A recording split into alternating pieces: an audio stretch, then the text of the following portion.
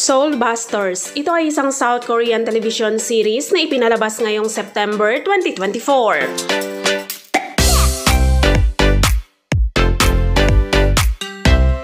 Soulbusters ay isang nakakatawang drama sa pagsisiyasat ng krimen na inilalarawan nito ang kwento ng huling ranggo ng pangkat ng violent crime sa bansa at ang elite na pinuno ng violent crime team na nagtagpo at naging pinakamalakas at mahusay na koponan.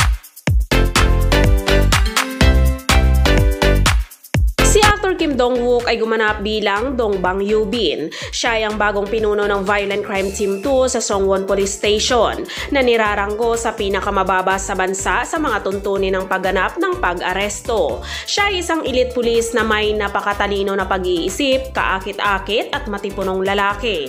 Ang kanyang layunin ay gawing isa sa pinakamahusay na pangkat ng detective ang koponan. Si actor Park Ji-won ay gumanap naman bilang Moo Jung-ryuk. Siya ay isang veteranong detective ng Violent Crime Team 2 sa Songwon Police Station.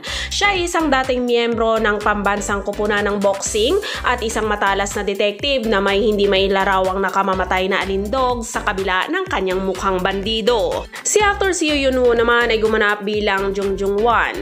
Siya ay isang lifestyle detective ng Violent Crime Team 2 sa Songwon Police Station. Siya ay isang dating miyembro ng National Shooting Team na nangarap na manalo ng maraming titulo sa Olympic.